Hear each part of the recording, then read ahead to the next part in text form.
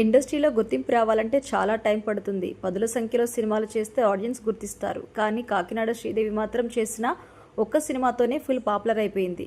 Court movie జాబిలి అంటే మాత్రం అందరూ టక్కున గుర్తుపట్టేస్తారు. కోర్టు మూవీతో తొలి సినిమాతోనే హిట్ కొట్టేసింది శ్రీదేవి.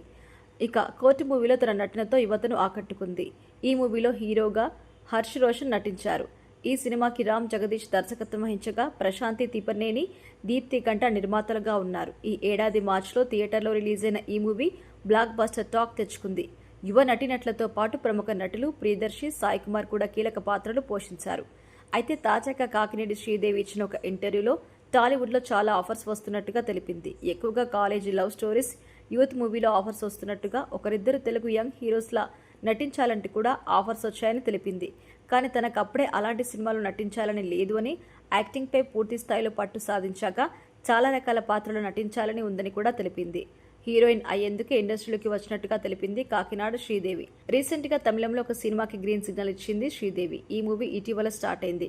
కేజీఆర్ హీరోగా కొత్త సినిమా షూటింగ్ త్వరలో స్టార్ట్ కాబోతుంది. మినీ స్టూడియో బ్యానర్పై రెగన్ స్టానిస్లాస్ దర్శకత్వంలో ఈ సినిమా తెరకెక్కబోతోంది.